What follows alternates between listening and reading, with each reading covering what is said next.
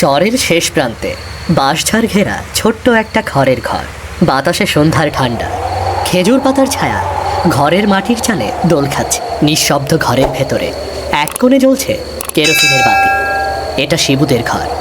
দেওয়ালে একজোড়া পিতলের পোকায় খাওয়া ছবি টাঙানো। এটা শিবুর বাবা মার বিয়ের ছবি। তার বাবা এখন আর নেই। শিবু এক কোণে বসে আছে, কোলে তার বাবার ছেঁড়া পুরনো ডায়েরিটা। চোখে অনন্ত অপেক্ষা আর মনের ভেতরে চাপা কান্না।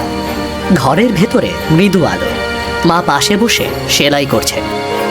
আবার সেই ডায়েরিটা নিয়ে বসেছিস শিবু? বাবা তো এটাই রেখে গিয়েছিল মা। তার গল্পগুলো শুনলে মনে হয় তিনি এখনো কাছেই আছেন। তাই তো বাবার কথা মনে পড়তেই বসে পড়ি। কত বছর পার হয়ে গেল, কিন্তু একটা খবরও পাইনি ওর। সেই যে একদিন বাড়ি থেকে বের হলো আর ফিরে আসলো না। তুমি কি সত্যি মনে করো বাবার নেই মা? জানি না বাবা, জানি না। শুধু জানি প্রতিটা সন্ধ্যায় এই ঘরের দরজার দিকে তাকিয়ে থাকি, কিন্তু তোর বাবা আর ফেরে না। জানো মা, বাবাই ডায়েরিতে লিখেছেন যেসব জিনিসের উত্তর মেলে না, তার মানে প্রশ্নটাই ঠিক জায়গায় দাঁড়ায়নি। এই কথাটা আমাকেও তোর বাবা শিখিয়েছিল, কিন্তু কিভাবে খুঁজবো তাকে বল? যদি ওই বাক্সটা খুলতাম মা। না না, সেই বাক্স খোলার সাহস করবি না একদম।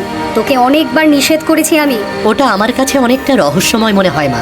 ওখানে শুধু রহস্য নয়, অনেক কিছু চাপা পড়ে আছে। ওদিকে যেন তোর আর নজর না যায়। আমি একদিন সব জানবো মা। বাবার শেষ রহস্যটা খুঁজে বের করব। তুই তো আমার শেষ আশাটুকুও নিয়ে যাবি রে এভাবে। তোকে নিয়ে যে আমি কি করি। শিবু তার মায়ের কথায় কান দেয় না। সে মনে মনে সেই বাক্সের রহস্যের কিনারা খুঁজে বের করতে চায়। প্রকৃতিও তার সাথ দেয়। রাত গভীর হয়ে উঠল, চারদিক নিস্তব্ধ। হঠাৎ দূর থেকে মেঘের গর্জন ভেসে আসে।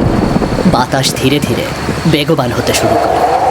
ঘরের মাটির দেয়াল যেন কাঁপতে শুরু করে। শিবু মেঝেতে বাবার ডায়েরি হাতে নিয়ে ঘুমিয়ে পড়েছিল। হঠাৎ বিকট শব্দে পুরনো কাঠের বাক্সটা ওপর থেকে নিচে পড়ে শিবুর ঘুম ভেঙে যায়। আরে, আমি দেখছি এখানেই ঘুমিয়ে পড়েছিলাম। বাইরে তো অনেক বৃষ্টি হচ্ছে, কিন্তু এই শব্দটা হলো কিসে? শিবু খেয়াল করল মাটিতে পড়ে কাঠের বাক্সটা খুলে গিয়েছে। হঠাৎ বাক্সের মুখ থেকে বাতাসে উড়ে আসে একটি ছেঁড়া বিবর্ণ কাগজ। কাগজটা ধীরে ধীরে তার কোলের ওপর এসে পড়ে। এটা কি? এটা তো একটা মানচিত্র। কি হলো শিবু? এত রাতে হাঁ করে বসে আছিস কেন? মা, এই দেখো, বাক্সটা খুলে গেছে। ভেতর থেকে একটা মানচিত্র বেরিয়ে এসেছে। মানচিত্র? এই বাক্সে? রাখ রাখ বলছি, ওখানেই রাখ। মা, তুমি সব সময় অমন করো কেন? এটা তো আমি নিজে থেকে খুলিনি, আপনা আপনি খুলে গেছে।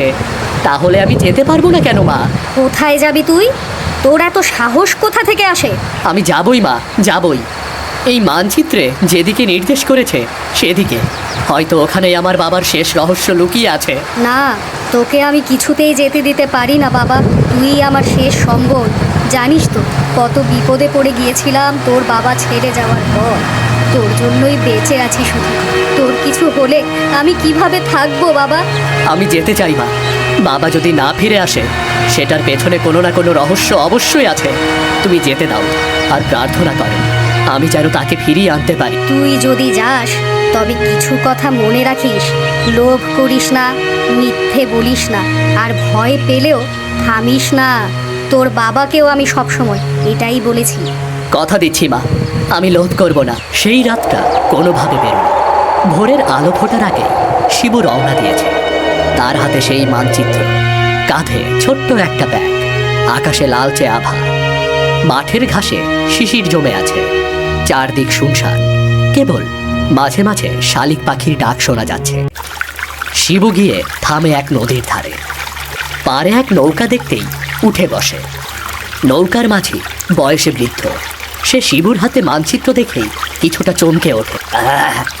এই মানচিত্রটা কোথায় পেলে গো ছাওয়াল? এটা কোথায় পেলে? এটা আমার বাবার রেখে যাওয়া।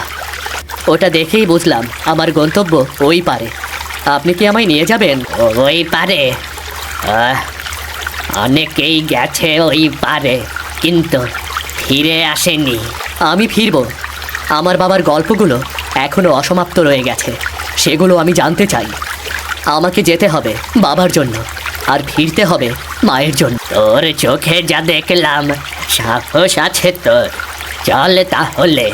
ধন্যবাদ চাচা। তোর বাবাও এমনই বলেছিল, ঠিক এই কথা। এখন বোঝা যাচ্ছে তুই ঠিক তারই রক্ত। বাবা, আপনি আমার বাবাকে চেনেন কিভাবে? তোর হাতের মানচিত্রটা দেখে। মাঝি আর কোনো কথা না বলে শিবুকে নৌকা নিয়ে চালাতে শুরু করে। একটা পুরনো নদী পার হয়ে শিবু ঢুকে পড়ে এক গভীর জঙ্গলে। বাঁশ, বট আর বুনো ফুলের গন্ধে মৌমাছি ভন ভন করছে চারদিকে। এই পথেই হেঁটেছেন বাবা? এই তো নকশাতে সেই গন্ধের কথা উল্লেখ আছে দেখছি। আমি যদি ঠিক পথে থাকি তাহলে নিশ্চয়ই বাবার শেষ রহস্য ভেদ করতে পারবো। ঘন জঙ্গলে প্রবেশ করেছে শিবু। চারপাশে অদ্ভুত সব গাছ, পাতাগুলো রূপালি আলো ছড়াচ্ছে। পাখিদের ডাকে যেন সুর ভেসে আসছে। একসময় একটা বিশাল বট গাছের নিচে দাঁড়ায় সে। তুমি এসেছ? শিবু বিস্ময়ে তাকিয়ে আছে চারপাশে। তুমি এসেছ? অবশেষে তুমি এসেছ। কে কে কে- কে আপনি? এই তো আমি বটগাছ। বটগাছ? আপনি কথা বলছেন? আমরা সবাই কথা বলি এখানে। এই জায়গা সাধারণ না। তুমি এখন রূপান্তরের পথে এসেছ। কেন এসেছো তুমি? আমি আমার বাবাকে খুঁজছি। তিনি এখানেই হারিয়ে গিয়েছিলেন অনেক বছর আগে। সেও এখানে দিয়ে গিয়েছিল। তুমিও যেতে পারো, কিন্তু তুমি যদি সামনে এগুতে চাও তবে ধাঁধার উত্তর দিতে হবে তোমাকে। ধাঁধা? হ্যাঁ, উত্তর যদি সঠিক হয় পথ খুলবে, না হলে এই পথই গিলে নেবে তোমাকে।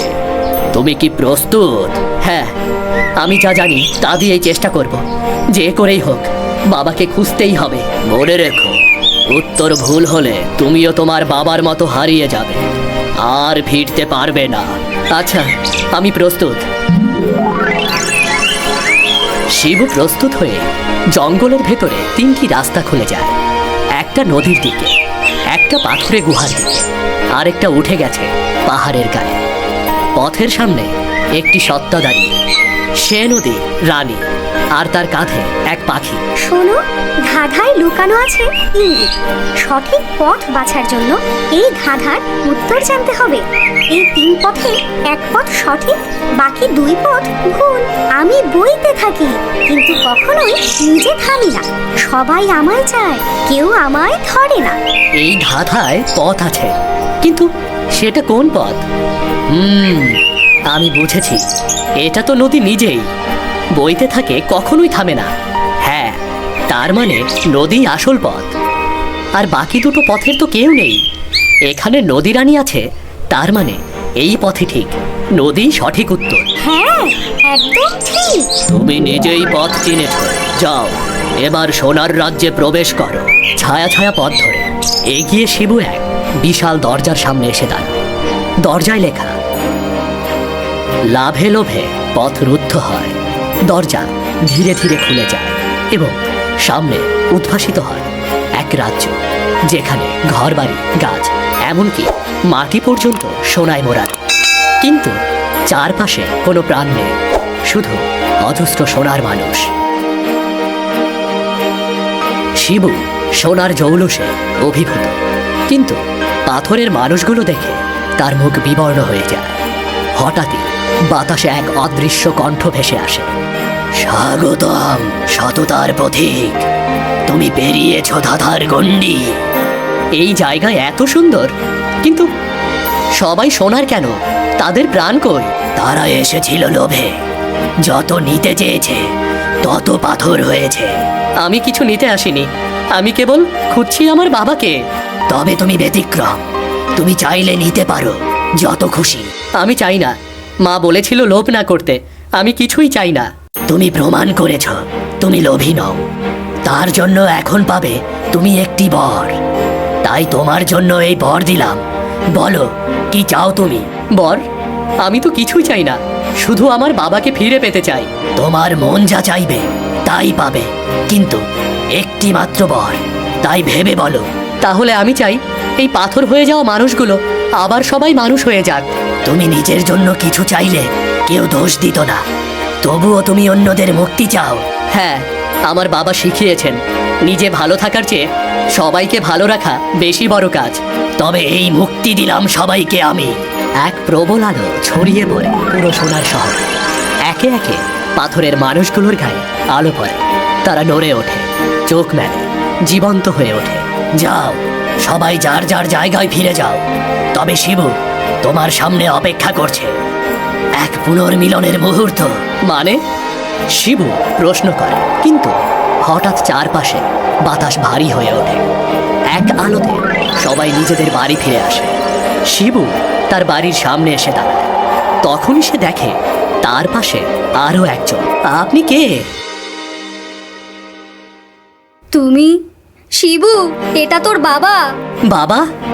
আমি আমি তুই শিবু? তুই আমার ছেলে? বাবা, আপনি আমার বাবা? আমি বিশ্বাস করতে পারছি না। মা, মা দেখো, বাবা ফিরে এসেছেন।